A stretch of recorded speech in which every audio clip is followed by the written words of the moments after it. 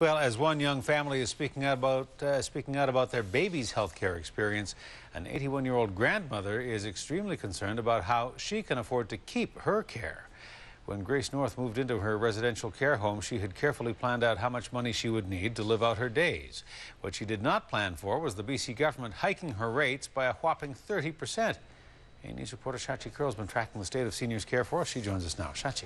Hudson, Grace North's daughter compares what the BC government is doing to her mother to, quote, thugs shaking neighborhood residents down. And Grace isn't mincing words either.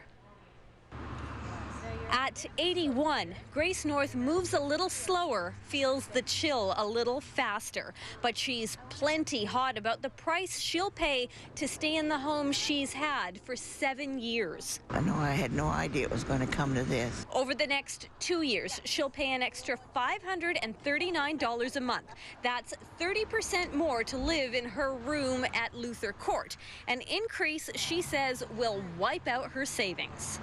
When I first came in here, I understood that it was subsidized, but this is cutting out the subsidy. She's talking about devastating changes to residential care rates the provincial government made last fall. Changes that will increase the cost of living in government-subsidized care for all but the poorest of seniors, those left with any more than $275 in their account at the end of the month. I think that if we don't act now and put a new equitable rate structure in place that is fair, then our children are going to be inheriting a severe and very challenging financial situation that they will not be able to afford. This is unfair. It attacks especially people just over the income threshold. Middle-income seniors are really being targeted here. For me, it's going to be, I'm going to have to really just get along on the least that I can.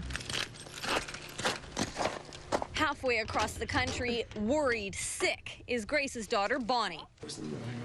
All her life, Grace, a military bride, a mother of 7, was the one looking after things. Now Bonnie's in charge of Grace's finances. She will either have to start cutting back on a lot of the things she does that give her pleasure, or she will have to deplete her savings. It's one or the other. It's just ridiculous that we have to start nickel and diming it down to whether or not she can get the newspaper or get her hair done or go out for a hamburger. She's helped her mother deal with diabetes, partial blindness, Parkinson's, and kidney failure.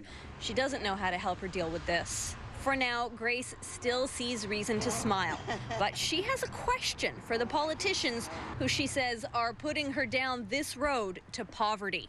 How would they feel? Wouldn't they be a little bit angry, a little bit disappointed in an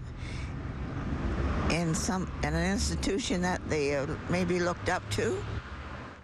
Now, Hudson, we did get a statement from the Health Ministry late tonight pointing out that Grace will still have money left at the end of the month after she pays those increases. And they sent us a list of the services that are covered in her home care costs, among them meals, laundry services, and prescription drugs, to name a few.